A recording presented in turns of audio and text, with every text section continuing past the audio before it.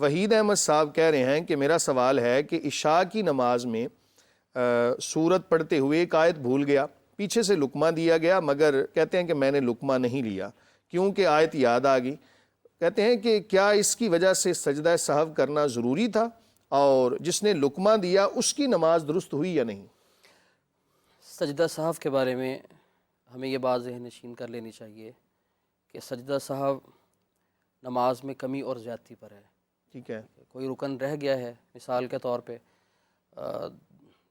تشہد رہ گیا ہے درمیان والا، ٹھیک ہے، تو تشہد کی قضا نہیں ہوگی، آخر میں ہم سلام پھیرنے سے پہلے 2 سجدے کریں گے اور درمیانی تشہد رہ گیا، درمیانی تشہد رہ گیا۔ ٹھیک ہے، رکن نہیں بلکہ یوں سمجھیں کہ مطلب واجب اگر چھوٹ گیا، اور اگر تو سجدہ رہ گیا ہے مثال کے طور پہ، تو پھر رکعت دہرانی ہوگی اور پھر سجدہ سہو بھی کرنا ہوگا۔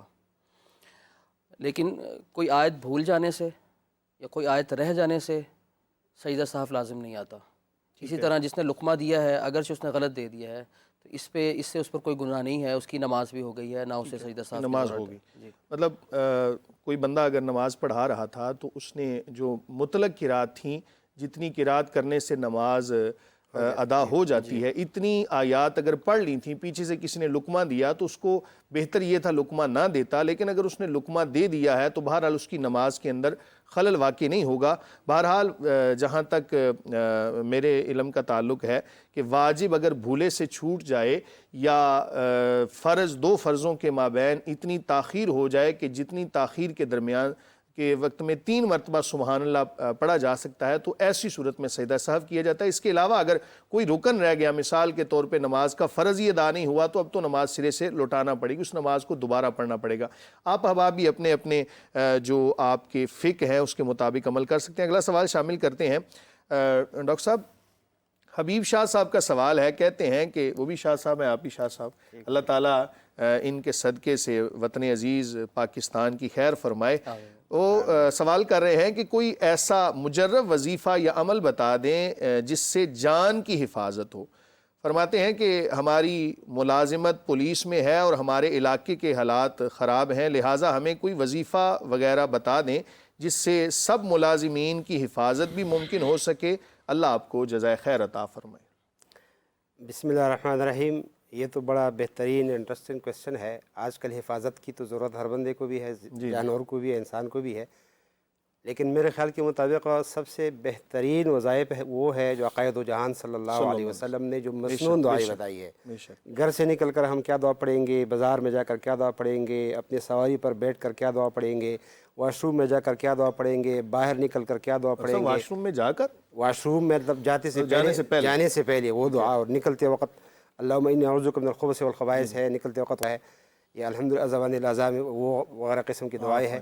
اسی طرح دعائے انس رضی اللہ تعالیٰ عنہ، تو مسنون دعاؤں کا اگر ہم اہتمام کریں گے، ساتھ صدقات کا بھی اہتمام کریں گے، تو حدیث میں آتا ہے کہ صدقہ رد البلا ہے، تو اس سے ہماری حفاظت ہوگی۔ اور اگر ہم مسنون دعاؤں سے ہٹ کر باقی چیزوں کی طرف جائیں گے تو مطلب یہ ہے کہ حضور نبی کریم صلی اللہ علیہ وآلہ وسلم آپ کی مبارک سیرت ہم سب کے لیے مشعل راہ ہے، اور اسی پر عمل کرنے میں عافیت ہے۔ دعاؤں کا اہتمام کیجیے، آپ جس علاقے میں بھی، اللہ تعالیٰ آپ سب کی خیر فرمائے۔ نبی صلی اللہ علیہ وسلم فرمایا اللہ تعالیٰ سے عافیت مانگتے رہا کرو، سب سے بہترین چیز عافیت ہے۔ اور آپ کی دعاؤں میں اللہم انی اسألک العفو والعافیت فی الدنیا والآخرہ، اللہم انی اسألک العفو والعافیت فی دینی ودنیای واہلی ومالی، اللہم استر عوراتی وآمن رواتی، اللہم احفظنی من بین یدی ومن خلفی وعن یمینی وعن شمالی ومن فوقی ومن تحتی۔ یہ وہ دعائیں ہیں جو نبی صلی اللہ علیہ وسلم نے فرمائی۔ اسی طرح اللہم عافنی فی بدنی، اللہم عافنی فی سمعی، اور پھر نبی صلی اللہ علیہ وسلم فرمایا جو شخص مطلب یہ ہے کہ آپ جب بھی مطلب بسم رسول اللہ اللہ صلی اللہ علیہ وآلہ وسلم کی جو تعلیمات ہیں ان پر اگر ہم عمل کرتے ہیں تو اسی میں عافیت ہے۔ آپ گھر سے نکلتے ہوئے دعائیں پڑھیں، آپ باہر نکلتے ہوئے، اور بالخصوص پاکی ناپاکی کے جو مسائل ہیں ان کو سیکھتے ہوئے یاد رکھیں کہ اگر تلفظ کی ادائیگی صحیح نہ ہوئی تو بھی ایک سوالیہ نشان ہوگا۔ بعض دفعہ ہم وظیفہ پڑھتے ہیں، دعا پڑھتے ہیں تو اس کی تاثیر ہمیں محسوس نہیں ہوتی۔ اس کی وجہ یہ یا تو پاکی ناپاکی کا خیال نہیں کیا جاتا، یا پھر ہمارے جو الفاظ ہیں ان کی ادائیگی درست نہیں ہوتی، یا پھر کوئی ایسی کمائی ہماری کمائی کے اندر شامل ہوتی ہے جس کی وجہ سے اس کی اصل تاثیر وہ ممکن نہیں ہوتی۔ پروگرام کا وقت جو ہے وہ اپنے اختتام کو پہنچتا ہے۔ آپ احباب اپنے سوالات، اپنے کویسچن جو بھی آپ کے ذہن میں ہوں ہمیں بھیجتے رہیے، انشاءاللہ العزیز ہم ان کو پروگرام کے اندر شامل کریں گے۔ تو وہ بندہ کہ جس نے ناجائز طریقے سے نوکری کو حاصل کیا، 2-4 سال گزر گئے، اب وہ توبہ کرنا چاہتا ہے، کیا طریقہ کار ہوگا اس کا؟ زبان سے کہہ دے یا اللہ مجھے معاف کر دے، 5واں کلمہ پڑھ لے بس، تو کیا تائب ہونا پایا جائے گا؟ جی اس میں ڈاکٹر صاحب ہمیں یہ دیکھنا چاہیے کہ جن لوگوں کو اس نے حق مارا ہے، ٹھیک ہے، ایسا راستہ استعمال کیا ہے کہ جو لوگ اس سے زیادہ، اگر تو ایسا ہے جس کا اس نے حق مارا ہے تو اسے چاہیے کہ یہ توبہ بھی کرے، اور جن لوگوں کا حق ہے اس کے حقدار کو اس کا حق واپس کرنا چاہیے، واپس کرنا چاہیے، نوکری واپس دے دے، جو جس کا حقدار ہے اس کو واپس کرنی چاہیے۔ ٹھیک ہے، اور یہ ایسا نہیں ہے کہ ہم کسی کا حق لے لیں اور پھر اوپر غاصب بن کے بیٹھے رہیں اور پھر سمجھیں کہ اب مطلب میں جو کر رہا ہوں وہ ٹھیک کر رہا ہوں۔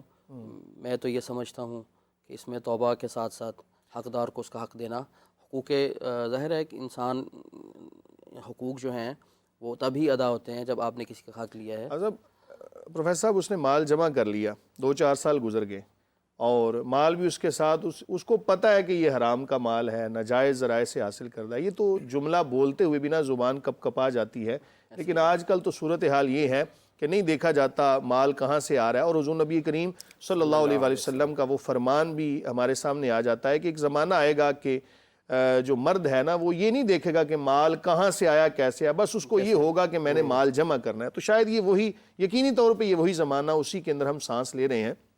ایک بندے نے مال جمع کر لیا اتنا زیادہ، اب اس کا دل کرتا ہے کہ میں، ایک تو سوال یہ ہے کہ میں اس سے توبہ کرنا چاہتا ہوں، تو اس کا طریقہ کار کیا ہوگا جو مال جمع کیا ہوا ہے؟ دوسرا یہ ہے کہ اس نے اسی مال سے حج عمرہ بھی کر لیا اور بہت سارے فلاحی کام بھی کر رہا ہے، تو اس کے بارے میں کیا حکم شرع ہوگا؟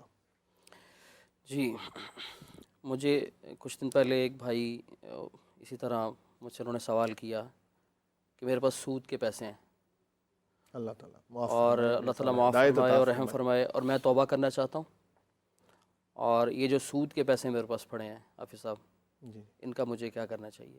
ظاہر ہے کہ وہ حلال نہیں ہے، حرام کا مال ہے۔ یقینی طور پہ تو اس میں جو علماء کی رائے اور مضبوط فتویٰ وہ یہی ہے کہ سود کے پیسے بغیر کسی نیکی کی نیت سے کسی ایسے شخص کو جس کے ذمہ سود ہے اور وہ توبہ کرنا چاہتا ہے، ٹھیک ہے، اس کا سود ادا کر دیں اور یہ توبہ کر لے، تو اس کی ان پیسوں سے جان چھوٹ جائے گی۔ یعنی یہ لازم ہے کہ جس کو پیسے دے وہ سود کے پیسے آگے ادا کرے، یا وہ سود کا رقم ہی ادا کرنی ہو، سود میں ہی، مطلب لازم ہے، لازمی ہے، اس کے علاوہ توبہ قابل قبول نہیں ہوگی؟ توبہ ایک الگ چیز ہے، ٹھیک ہے، لیکن اس مال کو اس نے جان چھڑوانی ہے اسے، ٹھیک ہے، کہ یہ مطلب یہ حرام مال ہے میرے پاس ہے۔ اسی طرح کوئی بھی ایسا مال جو کسی نے کرپشن سے لیا ہے، کسی ضرورت مند کی مدد نہیں کر سکتا وہ اس سے؟ سود کے پیسوں سے کسی ضرورت مند کی مدد نہیں کر سکتا۔ مطلب اس کے پاس تو سود کے پیسے تھے، رشوت کے پیسے بھی آ گئے، سود اگر میرے لیے حرام ہے تو آپ کے لیے بھی حرام ہے، ٹھیک ہے، ان کے لیے بھی حرام ہے۔ کیا حکم شرع بدل نہیں جائے گا اس طرح؟ مطلب ایک بندے سے دوسرے بندے کے پاس جب حضور نبی کریم صلی اللہ علیہ وآلہ وسلم کا وہ فرمان کہ لکی صدقہ ولنا ہدیہ، تو کیا اس زمرے میں آ کے جب ملکیت بدلے گی تو حکم بدل نہیں جائے گا، یا کہ حکم اسی طرح رہے گا؟ حکم اسی طرح باقی رہے گا۔ علماء بھی بیٹھے ہوئے ہیں، سود کے پیسے کے حکم، سود کے پیسوں کا حکم ذرا بالکل الگ سے ہے، کیونکہ یہ وہ مال ہے جو بالکل جس کے بارے میں بہت سخت وعید ہے، ٹھیک ہے، اور اس سے انسان جان چھڑوانا چاہتا ہے۔ تو یہ اسی طرح اگر ہم دیکھ لیں کہ جن لوگوں کے پاس حرام کا پیسہ ہے یا مال ہے ان کے پاس، وہ کرپشن سے اکٹھا کیا ہے تو اسے جان چھڑوانا چاہتے ہیں، تو وہ اگر سود کا نہیں ہے تو وہ جس طرح آپ نے فرمایا کہ صاحب یہ بات آپ کی بالکل سمجھ میں آ گئی کہ وہ بندہ اپنے سے جان چھڑوانے کے لیے اس مال کو علیحدہ کر دے گا، لیکن یہ بات کہ کیا واقعتاً اس کو آگے سود کی ادائیگی کے لیے، میں ڈاکٹر صاحب کو بھی شامل کرتا ہوں، ڈاکٹر صاحب کیا اسی طرح ہوگا کہ وہ سود کے پیسوں میں ہی دینا ہوگا، یا کہ کوئی ضرورت مند آ جاتا ہے کوئی، تو کیا اس کو نہیں دے سکتے؟ اس کے بارے میں عام صراحت تو یہ ہے، سود کے علاوہ کرپشن کے مال میں رشوت جس سے لیے ان کو دے دے گا کہ جو مالک ہے، باقی سود کا جو مال ہے، سود کی جو رقم ہوتی ہے، تو اس پہ کوئی بھی ضرورت مند ہو، فقیر ہو، مسکین ہو، اس کو صدقے کے نیت کے بغیر جان چھڑانے کے لیے ان کے ہاتھ میں دے دے، یعنی اپنا دامن پاک کر اپنا دامن وغیرہ پاک کر لے۔ تو علماء فرماتے ہیں کہ اس میں اس کی بھی گنجائش ہے، اس طرح کہ ہر جگہ، جیسے کہ پروفیسر صاحب نے فرمایا ہر جگہ وہ شکل نہیں ملتی، اگر کوئی جگہ ایسی ہے کہ وہ شکل ہے ہی نہیں تو بندہ کیا کرے گا آگے؟ تو جان چھڑانے کے لیے کوئی بھی یعنی ہم مقید نہیں کر سکتے کہ اس مال کو یہاں پہ خرچ کرنا ہے، امید ہے اگر وہ دے دیں گے تو علماء فرما رہا ہے کہ اس میں چل جائے گا۔ مقصد یہ ہے کہ اپنا دامن پاک کرنا، آگے اگر کوئی ضرورت مند آ جاتا ہے اس کو دے دے، مطلب اپنے سے جدا کر کے تائب ہو جائے۔ حتی الامکان تو یہ ہونا چاہیے کہ حقدار تک اس کا حق پہنچایا جائے، اور اگر حقدار نہیں ملتا تو پھر اپنے سے وہ جان چھڑوانے ایک اور قانون چیز تو بھی یہی ہمیں ہے سامنے رکھنی چاہیے. قانون تو یہی ہے ٹھیک ہے. کہ جس بندے کا حق مارا ہے اس کو مال پہنچایا جائے، لیکن اگر بالفرض وہ ہے ہی نہیں، ان تک رسائی نہیں ہے، وہ بہت سارے لوگ ہیں کچھ پتہ نہیں ہے، تو پھر وہ والی شکل ہے جو یہاں بیان کی گئی. ٹھیک ہے. یہاں ایک بات مفتی صاحب میں ایڈ اپ کرنا چاہتا ہوں. جی جی. کرپشن کئی طرح سے ہوتی ہے نا. ایک تو ہے کہ مال آپ نے کمایا ہے. کرپشن کا مطلب بدعنوانی ہے. بدعنوانی مطلب بد دیانتی ہے. کسی بھی طرح کی بدعنوانی ٹھیک ہے. قانون سے ہٹ گئے تو وہ قانون سے ہٹ کرپشن کے ہو ہوگی. سکتی ہے. وہ آپ جھوٹ بول کے مال بیچ رہے ہیں، ٹھیک ہے، وہ آپ غلط مال بیچ رہے ہیں. وہ بزنس مین بھی کر سکتا ہے، وہ بیوروکریٹ بھی کر سکتا ہے، ایک چھوٹے درجے کا ملازم بھی کر سکتا ہے کہ وہ اپنی ڈیوٹی صحیح سے ادا نہیں کر رہا، ٹیچر یونیورسٹی میں صحیح طرح پڑھا نہیں رہا، اپنا حق ادا نہیں کر رہا، تو جو بھی رسپانسبلٹیز ہیں ان سے جان چھڑوا رہا ہے. ان کو پورا نہیں کر رہا، وہ تمام کے تمام اس زمرے میں سب لوگ آتے ہیں. اسی میں ہی ہمارے اور جہاں تک پیسوں کے معاملہ ہے، آپ نے بات کی ہے کہ اگر تو وہ پیسے گورنمنٹ کے ہیں، ٹھیک ہے. ٹھیک ہے، جیسا کہ ایک حدیث میں آتا ہے کہ نبی صلی اللہ علیہ وسلم نے بنو سعد کے ایک شخص کو بھیجا کہ یہ زکوٰۃ کلیکشن کریں، ٹھیک ہے، اور انہیں عامل بنایا، تحصیلدار بنایا کہ فلاں فلاں غالباً بنو سلیم کی طرف. اس کا نام ادم لطبیہ تھا جو آپ فرما رہے ہیں. بالکل صحیح فرما رہے ہیں. تو نبی علیہ الصلوۃ والسلام جب وہ کلیکشن کر کے زکوٰۃ صدقات کی واپس تشریف لائے تو انہوں نے کہا یہ مال زکوٰۃ و صدقات کا ہے، یہ مال میرا ہے. تو آپ نے فرمایا کہ یہ یہ جو مال ہے جو نا یہ میرا اگر تم نہ جاتے تو تمہیں کیسے حاصل ہوتا. باتیں تو بہت طویل ہیں، ہمیں اگلے مرحلے کی جانب بڑھنا ہے. تو ہمارے جو ناظرین و سامعین ہیں ان کے علم میں یہ بات ہوگی کہ ہم آپ کے جو واٹس ایپ پہ سوالات موصول ہوتے ہیں ہم ان کو بھی پروگرام میں شامل کرتے ہیں. ہمارا واٹس ایپ نمبر جو ہے وہ آپ کی سکرین پر آپ کے موبائل پر شو ہو رہا ہوگا. آپ اپنے سوالات ہمیں بھیجتے رہیے، ہم انشاءاللہ العزیز وقتاً فوقتاً ان کو پروگرام کا حصہ بناتے ہیں، پروگرام میں شامل کرتے ہیں. تو پروگرام کا اگلا مرحلہ جس طرح آپ جانتے ہیں کہ یہ سوالات و جوابات کی نشست پر مشتمل ہوتا ہے. آپ ہمیں لائیو کال بھی کر سکتے ہیں، آپ اپنے سوالات کومنٹ کے ذریعے بھی بھیج سکتے ہیں، واٹس ایپ کے ذریعے بھی بھیج سکتے ہیں. تو آج کا پہلا سوال شامل کرتے ہیں.